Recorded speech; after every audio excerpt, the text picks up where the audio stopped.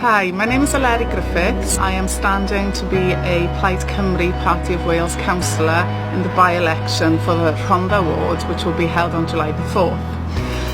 I've been living here in the Rhondda ward for nearly 40 years now, both in the isetholiad area and currently in Pontypridd. So the area is very important to me as this is where I'm raising my children. The team have been very busy over the last few weeks, going out talking to people and dropping leaflets, and I'm very grateful to them all. I'm very grateful also to Leanne Woods, who managed to join us so many times and lend her support to the campaign. We managed to get around Porthgwain, Trehafod, Hopkinstown, Pontypridd, isetholiad, so that we got a good understanding of issues that are important to everyone in the Rhondda ward.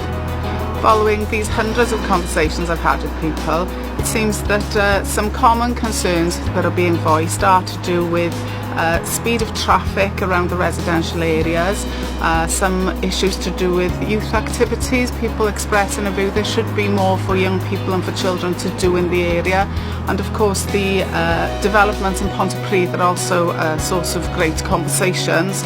And some people expressing a wish for there to be a focus on improvements in the town centre. So I'd like to say thank you to all of you who've shown your support so far and who've been speaking to me, and I very much hope that you will come out and vote for me, Eleri Griffiths, standing for the Party of Wales Plaid Cymru on July the 4th, and let's get a fresh start now for the Rhondda ward.